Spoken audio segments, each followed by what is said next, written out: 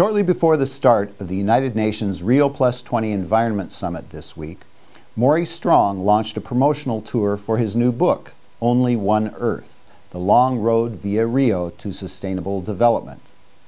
Who is Maurice Strong?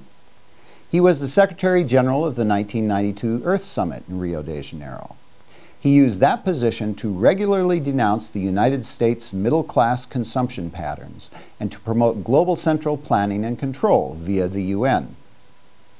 Several months before the Earth Summit, the Associated Press reported on March 12, 1992, that, quote, a United Nations official said Wednesday that the United States is the greatest threat to the world's ecological health, end quote. That official, of course, was Maurice Strong, who declared, quote, in effect, the United States is committing environmental aggression against the rest of the world, end quote. He went on, quote, at the environmental level, the United States is clearly the greatest risk, end quote. Strong is a Canadian, but maintains his primary residence in the United States. Apparently including himself in the indictment, he said, quote, we didn't start doing this with any malintent, but we've lost our innocence now, end quote.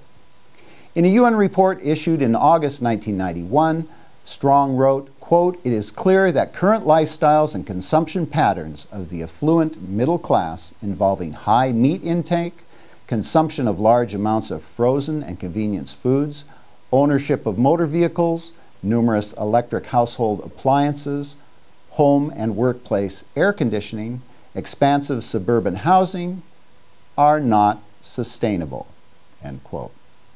He went on to say, quote, a shift is therefore necessary towards lifestyles less geared to environmentally damaging consumption patterns, end quote.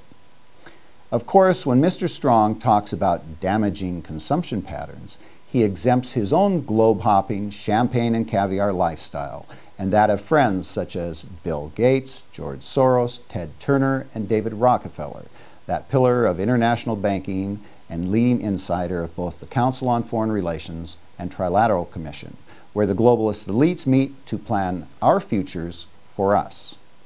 Our new American correspondent in Rio, Alex Newman, and our new American film crew are busy documenting a pattern that we have seen at all UN confabs.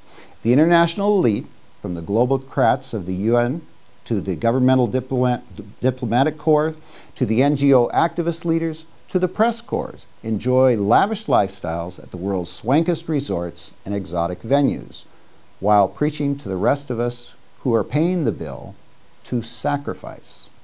We see the same extravagance and hypocrisy at Rio +20 that we saw at Rio 20 years ago, and that we have seen at Rome, Copenhagen, Durban, Cancun, and all other UN conferences.